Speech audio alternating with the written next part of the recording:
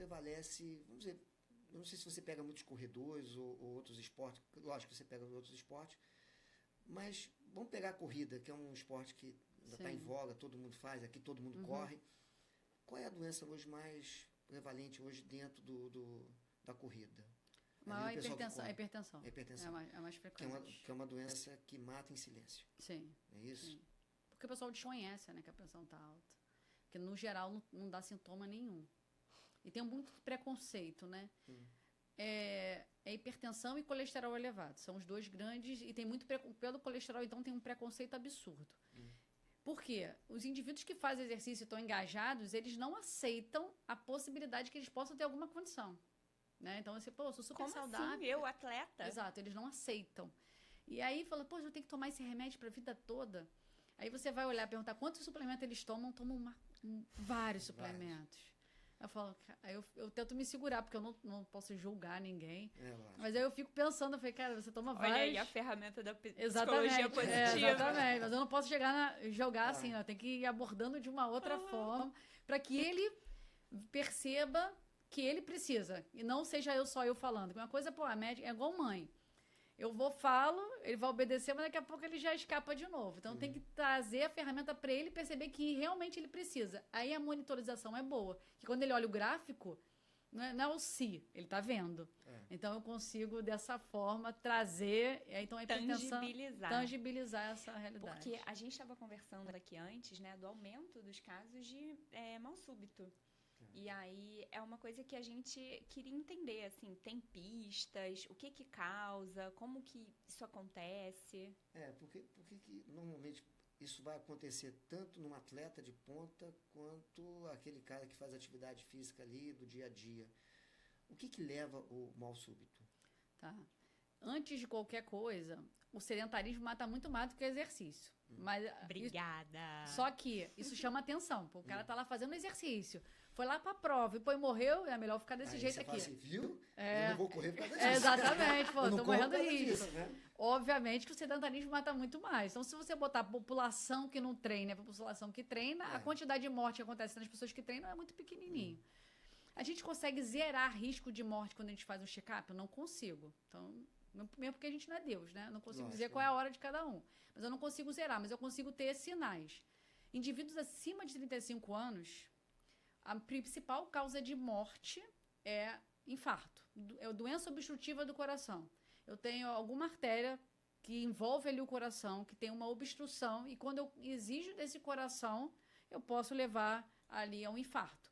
Seja uma dificuldade de passagem de sangue naquela região, pode desencadear a própria parada ali pela obstrução real, ou então até uma arritmia secundária àquela instabilização daquela placa.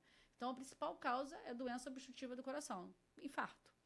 Quando a gente olha para os indivíduos abaixo de 35 anos, a gente pensa mais em alterações estruturais que muitas vezes não são diagnosticadas.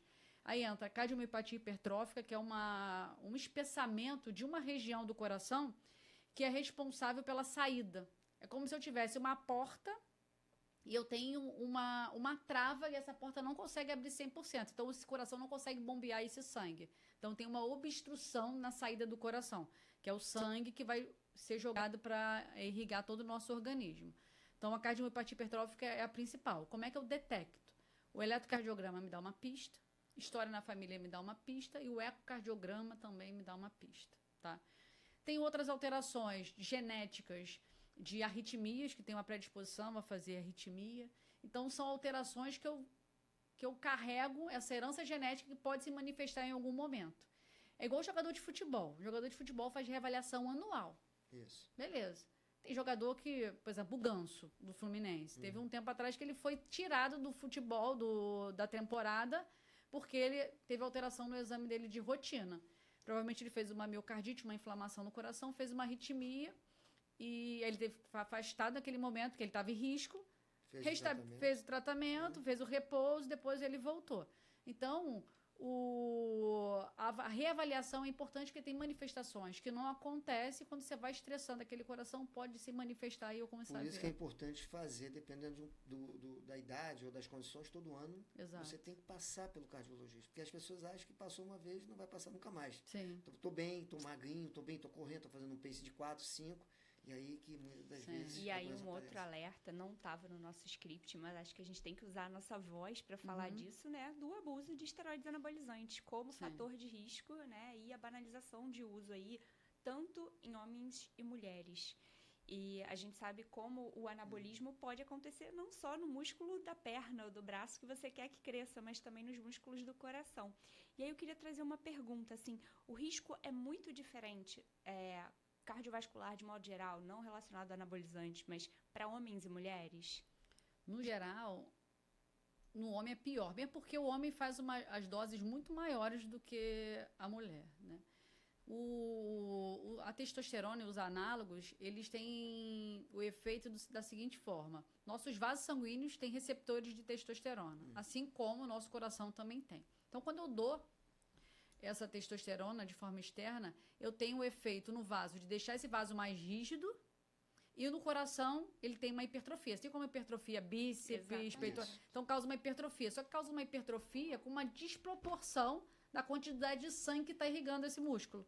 Então eu tenho uma desproporção entre a quantidade de sangue que preciso para irrigar esse coração e a quantidade que está chegando efetivamente. Então o coração fica disfuncionante. Só que no início isso não é perceptível, né? E como é que eu consigo ver isso? O nosso coração, ele não contrai de uma forma simples. É como se eu estivesse pegando uma toalha molhada. Se eu aperto a toalha, sai uma quantidade de sangue, de água. Quando eu torço, sai muito mais. E o coração, ele funciona assim. Ele não funciona contraindo simples. Ele contrai rotacionando a ponta, como se estivesse espremendo a ponta e jogando. Então, o coração contrai assim. E aí, o anabolizante faz o seguinte, eu perco essa capacidade de rotação. Então, começa a ficar com o coração menos eficiente, que inicialmente não sinto nada e com o passar do tempo pode levar a uma insuficiência cardíaca, tá?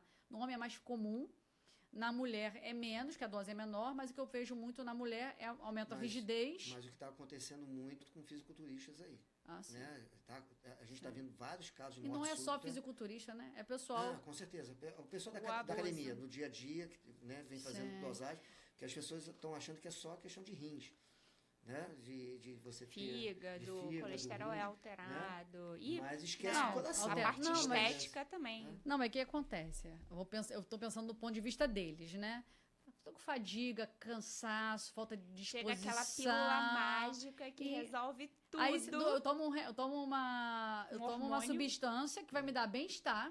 O homem fica viril pra caramba.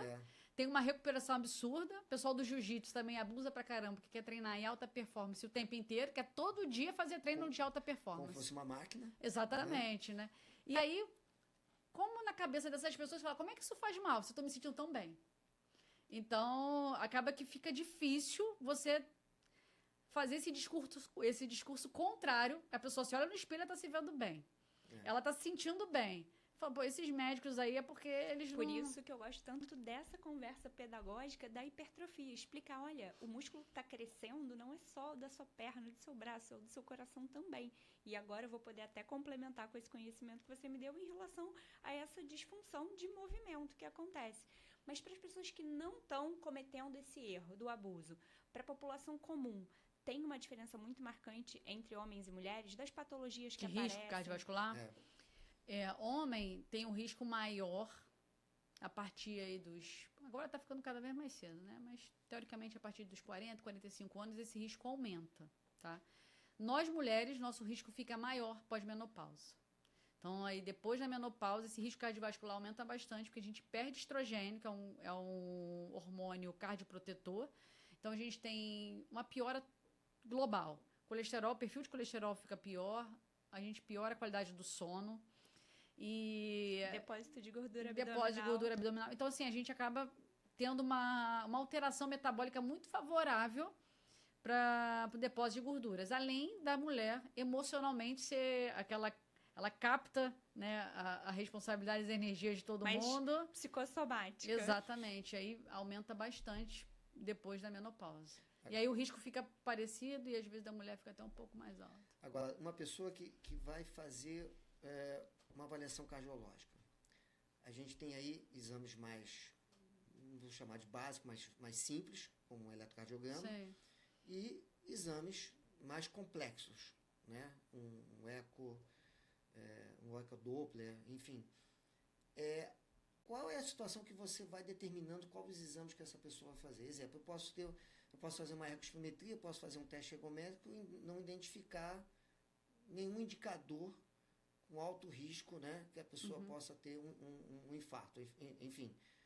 Mas talvez tem outros exames, como você vê lá a gordura na artéria, que você vai indicar para aquela pessoa fazer aquele teste.